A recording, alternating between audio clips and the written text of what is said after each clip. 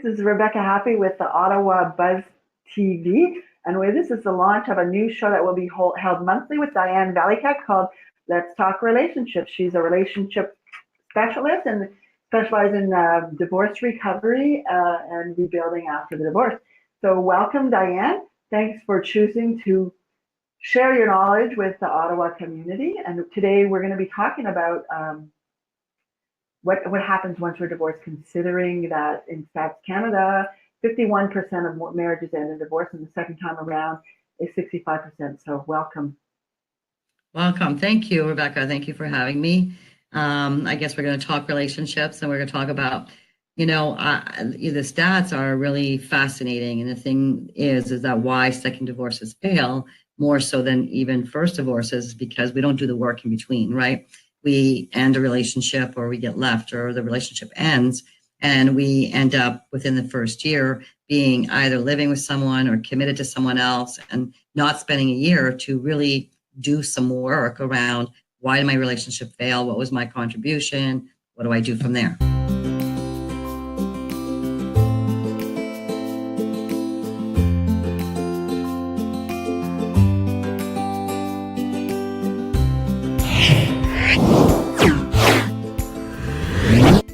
Tell us a little bit before we dive into just sort of a little brief interview of how you got involved with working with people to figure out what went wrong and what they should be doing to sort of make things better next time around. So obviously I have the t-shirt. I went through a really, really bad breakup, and I was left with two small kids and never thought that I would be a single parent. So I go through it, and it takes me about a year to recover. And in that year, I met someone and did, a long distance relationship. And then from there, got into this relationship without really working my stuff. So the background is, when I realized that I was in the same kind of relationship and I was doing the same things and I had the same habits of in my previous relationship, I realized, okay, so there's something, it's got to be me. There's got to be something in me that's creating this.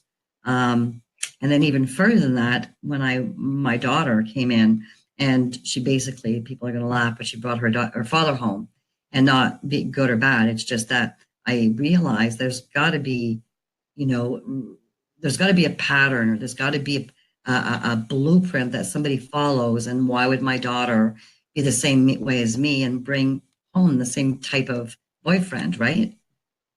So for me, patterns are really important. And I went in to really try to discover, why do we have these patterns? And then you did some training in that, or like? Yeah, I was in the States. I studied under Dr. Bruce Fisher. He wrote the book, Rebuilding When Your Relationship Ends. And in that book, he really explains, there's a dumpy, a dumper. There's people who, act as victim and villains throughout their whole relationships, or they're rescuers, or, and going into those patterns of trying to get love. The more that you're in a pattern, the less that you're going to have love, because the less you own yourself, right? And the pain, a lot of people, so going through a divorce is, a really painful thing. And, I call it the black hole of hell. And when you come peeking out of that hole, you want to find a partner or someone to make you feel better, because you're feeling so empty and alone, right? So we want to plug somebody in without realizing that, we actually need to plug ourselves in.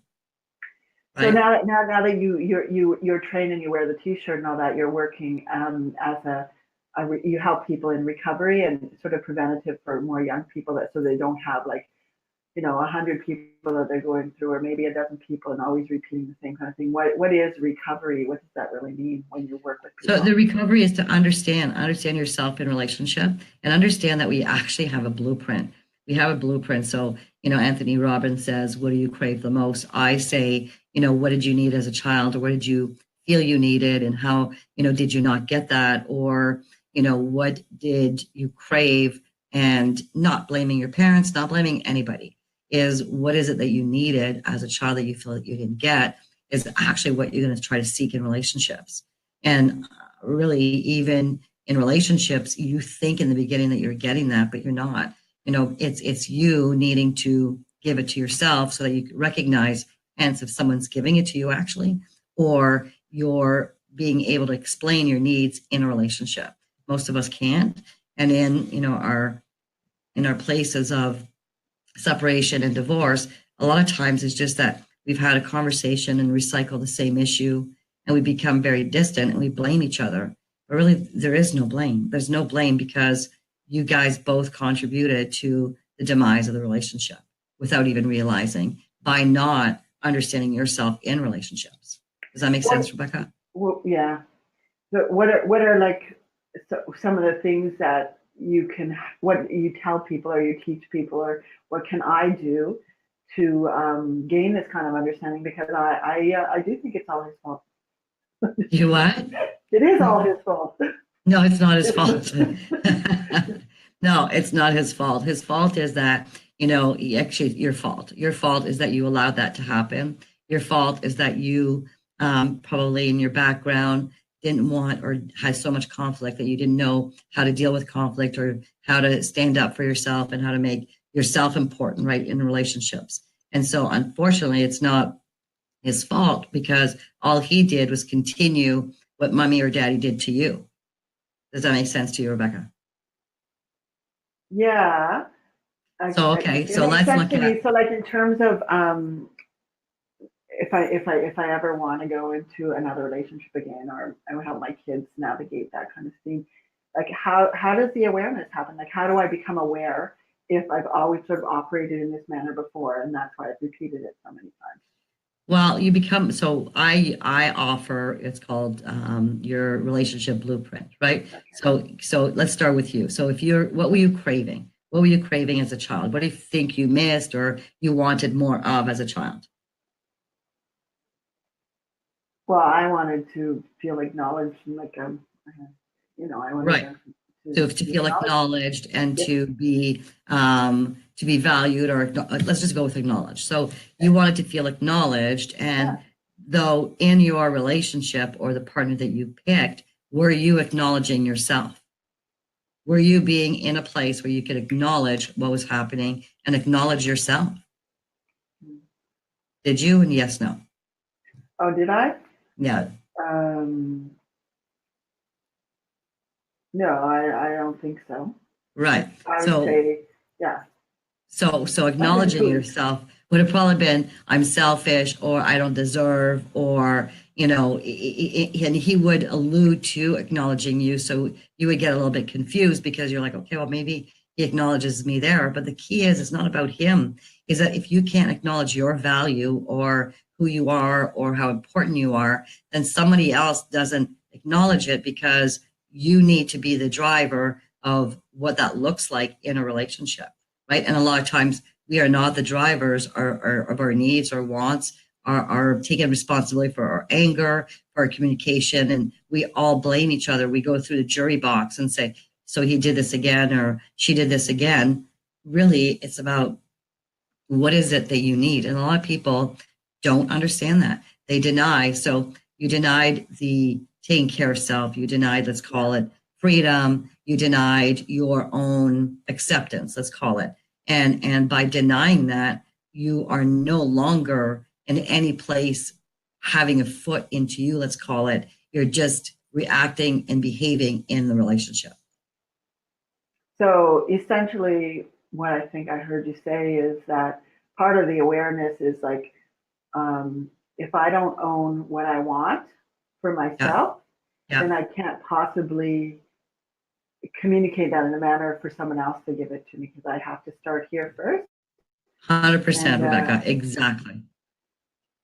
100%. And if you can't. So in terms of recovery, or like, what do I have to do to, like, that's a lot of retraining, say if I'm in my 50s. Yeah. And 40s. Yeah. Like, how long is it going to take me to get that together? Well, I offer, obviously everybody knows, I offer a 12-week course on understanding your blueprint in relationship and understanding yourself in relationship. So for me, the course is 12 weeks long, and so 3 months. But I mean, before it should take at least 6 months to a year, right? A lot of people will take the 12-week course with me, and kind of stay single or like just date a bit, but to really anchor the part of everything they've learned so that the next relationship is not going to be exactly the same relationship they left. And the big joke is that people say, oh, no, no, no, this relationship's totally different. It may look, smell, and be different, but it's not. Believe me, I have the t-shirt, right? If you're looking for acknowledgement in the beginning in your new relationship, you're going to feel like he's acknowledging you. And it's only because you're in infatuation, and being in infatuation is going to the essence of you. So you're actually acknowledging yourself and you think it's coming from him. So there's a whole convoluted way of feeling and being that we think is real, which is not real. Sorry, it's a little bit technical, but Yeah, it sounds pretty technical to me. yeah. So like, it's not like an easy answer is what you're Mm, saying. And no, I it's can't not an just easy answer. like read the one pager and get it and say I'm better. Yeah, no. Yeah, no, no, no, no. No, and oftentimes, where there is one, two, three relationships, marriage, whatever, and then, on the fourth one or the third one, we're like, okay, I need to get this. Like, I need to see what's going on with me, right? And for me, the biggest importance is, I am blessed to have kids in my rebuilding class, and I say kids, 21-year-old, 22-year-old, 28-year-olds, where they're saying, I don't want to be like my mother and father. I don't want to have the relationships they had. And like, Tuesday night I was teaching, and my 21-year-old said, I went to my boyfriends and I said this and I did this, and I felt so empowered. Well, that 21-year-old is going to hold on to that empowerment a lot more than the 40-year-olds, the 50-year-olds, because we have so much baggage. So of course, as a parent, I always sort of look at that for my kids as well. But because they're sort of at the beginning of maybe entering different kinds of intimate relationships and awareness, and because maybe I didn't do the journey, Yeah. and so they're starting off with like this bad relationship that they've witnessed through their parents. How can 100%. sort of some of this recovery work help them? Well, my motto is always this, right? If you start to change you and start to understand you, then by being different and shifting your own, I'm going to call it energy, or shifting yourself, the child that's running your blueprint starts to shift unconsciously because you're shifting as well. So put this in layman terms is we come into this lifetime running one parent's blueprint. So if you look at all your children, if you look at out there in the world, people who have children, look at one child as you can relate to most and you're most like, and then the other child challenges you more because it's most like your husband, your ex, your spouse, whatever. And so what occurs is that if you're being different, then your child that's running your blueprint is going to shift. And also, if you're being different, you're not going to interact with your child, which is your ex, in the same way that you would. So they're healing as well. Does that make sense?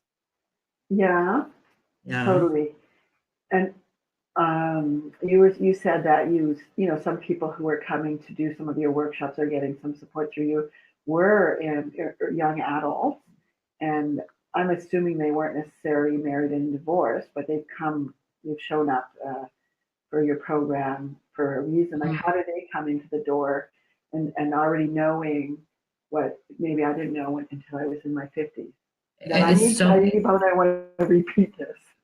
it's so fascinating. So this one that came in, she actually, so I had a lead page on Facebook, clicks on, pays her whole thing, walks in, and I'm like, hi, like she looks 21. And I'm like, how did you hear about the rebuilding and what makes you come here and wanting to do this? She goes, well, my mom's best friend's daughter did it, and she looks so great, and she has, such a better relationship now. And I just heard all of this stuff that she taught, like all of the stuff that she talks about having done the rebuilding, that I just needed to come do it because I'm done just dating the same kind of people and I want to know why. And that was it. Like, determined, paid, came to the classroom and has, sits there and also, puts her input in it. It's brilliant. She's like, it's brilliant. Cool. Mm-hmm. So I did do your 12-week program, Mhm. And I really see the importance of lots of people to do that, especially for myself and for kids. And I guess for me, it's a strong foundational piece, and then it's sort of how does it unfold and how do I carry that forward? And so I see it as sort of a beginning step, and then the learning process comes through execution in my own life. Is how do I reframe my thinking and my behaviors accordingly, so that I am part of my own equation in my own life. And that's what I find the most helpful, um, and I'm grateful. And so now, as you launch this show called Let's Talk Relationship and Rebuilding and Relationship Recovery, each month, what can we expect to be hearing from you, like say in the next episode? Like what do you want to sort of relay to people who are tuning in, who are wanting Mhm. see some change in what they're doing, whether it's in like, of course, what my experience is that it impacts your primary relationship in your family, but it also the knowledge that you train or you teach on helps us redefine how we're going to be in other relationships, whether that's in business or in work or leisure. So what can I expect, or what can we expect as someone who wants to maybe tune in and find out more? So next episode, I'm going to talk about more of the blueprint, and I'm going to show you guys a little chart that I give to everybody who starts the 12-week program, and explain, that we're going to go from being the victim, the villain, the hero. And I'm going to go into that a little bit next week. And I'm going to go into things that you do in relationship with yourself that causes you to be unhappy in any relationship because of yourself. So I'm going to do a series of, once a month, about giving at least 2 tools in order to show you how you got yourself there, and then how you can get yourself out, Oh, and, very and cool. have a little bit more knowledge. Right. Does that work? Yeah. And so Yeah, it's something that I can actually start practicing and implement. 100%. So if I can give you something for this week, it's just really look at yourself, try to figure out what parents you married. I know, gross, but whatever. And look at what child is running, either who's most like you and or most like your husband, right? So your word was acknowledgement. So you would look at which child needs more acknowledgement, and that will tell you which child is running your blueprint. Okay. So Well, that's the thanks hint so for much. this week. Yeah. Thank you. Thank you, Rebecca, for creating this. So see you next week or next month. Yeah. Tune in to Diane Valiquette. We'll be posting the day that this will be a regular occurrence in the month. Might be like the first Monday of the month, but we'll post that in the Facebook page. Let's Talk Relationship. This is Rebecca Happy and Diane Valiquette signing off. Thank you.